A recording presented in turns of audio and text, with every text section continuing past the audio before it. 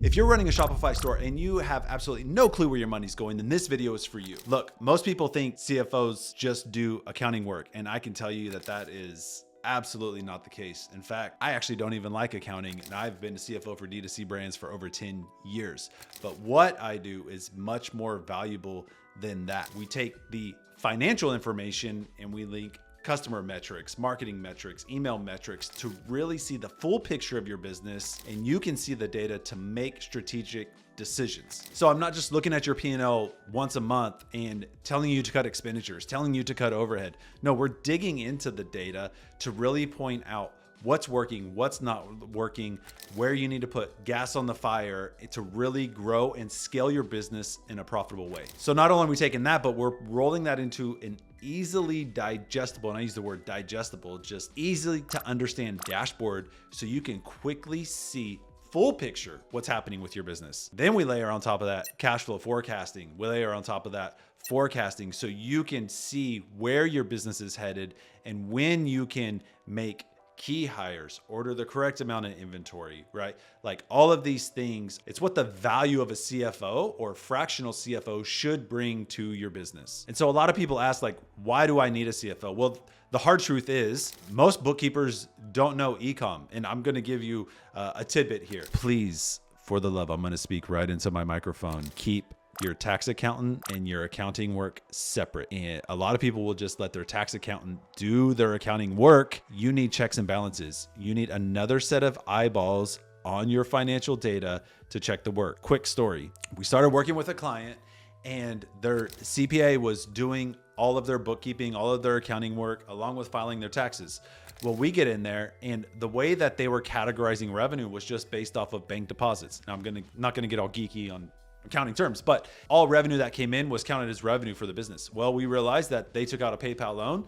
PayPal dropped that into their bank account, was counted as revenue. So guess what? When that tax accountant filed their tax returns, they had inflated the revenue by over $250,000 because it was a loan and not revenue generated. The tax accountant that filed the taxes had made that mistake, but there was no checks and balances of companies or individuals looking at their financial data. So that's it. Keep it separate, please, for the love. So going back to, a lot of bookkeepers don't know e-com, and that's the financial foundation. When you're looking at that, is if you're just looking at the financial information, they're looking at marketing as an expense, and they're looking at these different categories when marketing is a potential aspect of fueling the scalability of your brand, right? So you need to understand how marketing plays into your customer acquisition, to your customer lifetime value, to your contribution margins, right? If you're just looking at the financial data, you're missing the complete picture, and understanding the D2C ecosystem, the blueprint, is where the value comes of not just having the cheapest bookkeeper that you can find. So what's my exact strategy on how to fix these pain points? Number one is a strong financial foundation. If your bookkeeper's doing it, great. We've still come across brands that are still on cash basis accounting with inventory that's not accounted for on the balance sheet,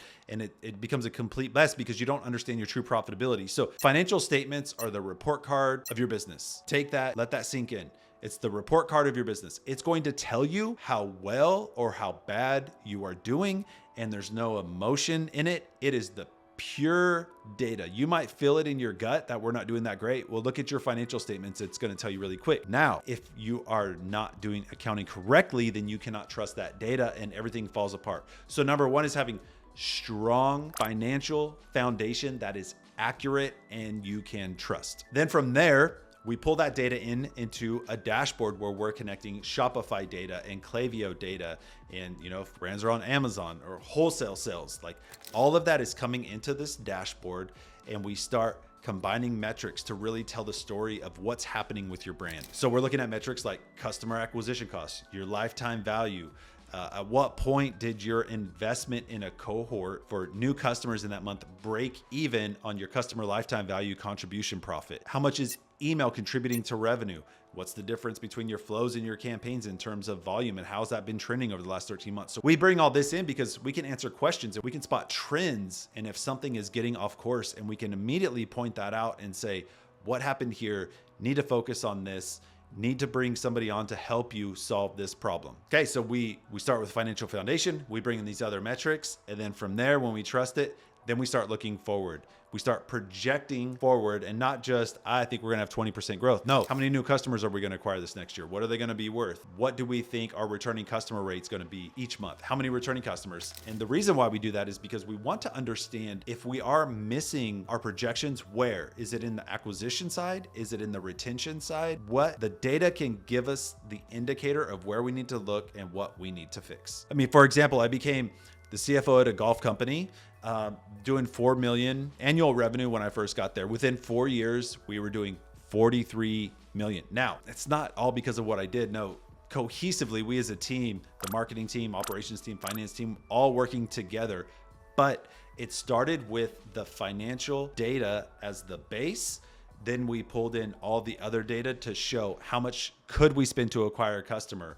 What was that customer worth through time? Can we get more aggressive in our customer acquisition costs? So we just started getting more aggressive. We were breaking even month 2, then we pushed out month 3, and then month 4, and we could outspend our competition, which allowed us to scale a lot quicker than everybody else that we were competing with for market share during that time. So here's what happens. If a lot of people don't truly know what a CFO should do, maybe they've had a bad experience, but the CFO is going to bring life and bring light to the data to allow you to make strategic decisions in your business and create a forward-looking model so you can gauge if you're on track or not. So if you currently are working with a fractional CFO and all they're telling you is that you need to cut expenditures, then I'm not one to say that you should fire them, but you should question them, or at least get another opinion, have somebody kind of look under the hood of your business to see what's really happening. Because most entrepreneurs have great gut instincts. And I'm telling you, once you put data on top of that, that's when you start to really see magic happening. So here's the blueprint to scalability. Here's the blueprint that CFOs should be doing for D2C brands. It's pretty easy. Develop a strong financial foundation, pull in data points outside of that. Shopify data, we want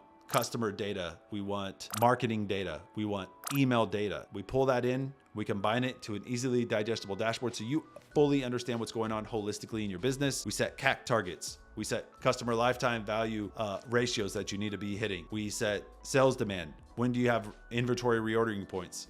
We set forecasts so you fully understand where you need to be throughout the year if you want to hit your end goals. Set budgets to stay within on your overhead, and then you execute. So it's pretty straightforward. Sounds a lot easier when I'm just talking into a microphone and looking at a camera, but truly that is the blueprint to scale any D2C brand. If you feel like you're flying blind with the financials and the data, don't really know how to make decisions on data that's kind of in front of you, then leave a comment on this, shoot me an email, find me on LinkedIn. I'm more than happy to jump on a call, look under the hood of your business, and give you my assessment.